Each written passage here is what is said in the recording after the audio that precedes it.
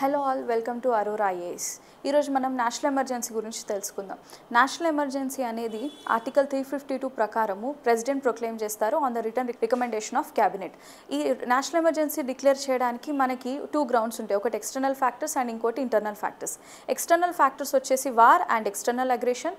Internal factor మీద అయితే armed rebellion. ఈ 3 grounds war, external aggression, armed rebellion, ఈ 3 ఫ్యాక్టర్స్ మీద, ఈ 3 గ్రౌండ్స్ మీద నేషనల్ ఎమర్జెన్సీ అనేది ప్రొక్లెయిమ్ చేయడం జరుగుతుంది.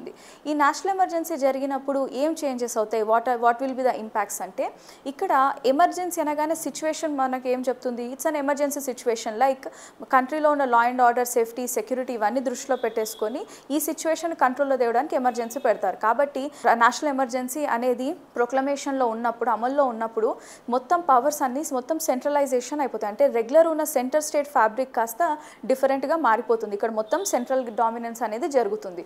So executive powers, legislative powers and financial powers ఇవన్నీ కూడా సెంట్రల్ గవర్నమెంట్ చేతిలోకి వెళ్తాయి. ఇక్కడ మోస్ట్ ఇంపార్టెంట్ థింగ్ ఏంటంటే, ఇప్పుడు ఎమర్జెన్సీ ప్రొక్లమేషన్ ఉన్నప్పుడు స్టేట్ లిస్ట్లో ఉన్న అంశాల మీద సెంట్రల్ గవర్నమెంట్ లా చేయొచ్చు అనమాట. అంటే parliament can make a law on state subject. ఇది one of the most important factor.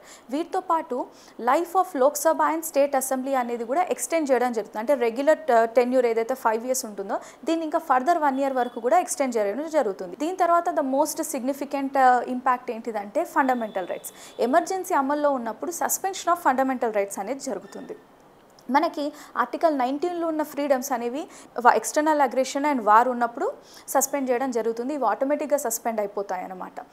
Next, internal grounds మీద ఆర్టికల్ 19 అనేవి మనం సస్పెండ్ చేయం. ఎమర్జెన్సీ ఉన్నప్పుడు ఫండమెంటల్ రైట్స్ సస్పెండ్ అవుతున్నాయి అంటే దీని అర్థం ఏంటిదంటే, ఫండమెంటల్ రైట్స్ వైలేట్ అయినప్పుడు కోర్టుకి వెళ్ళి ఎన్ఫోర్స్ చేసుకునే అవకాశం ఉండదు. అంటే ఇక్కడ ఏం జరుగుతుంది, you will not have a right to enforce your fundamental rights. అంటే ఈ ఎమర్జెన్సీ విధించిన కాలంలో ఎన్ఫోర్స్మెంట్ ఆఫ్ ఫండమెంటల్ రైట్స్ అనేది ఉండదు. ఇక్కడ ఒకటి ఇంపార్టెంట్ పాయింట్ ఏంటంటే, even during emergency fundamental right under article 20 and 21 cannot be suspended. Okay, ఇవన్నీ major impacts of the national emergency. ఈ ఎమర్జెన్సీ కాన్సెప్ట్ మీద proclamation, approval, duration and impacts, revocation ఇవన్నీ గురించి ఇంకా డీటెయిల్గా తెలియాలంటే మన ఛానల్లో ఎమర్జెన్సీ మీద ఫుల్ వీడియో ఒకటి అవైలబుల్ ఉంది. Go and check on that video. Thank you.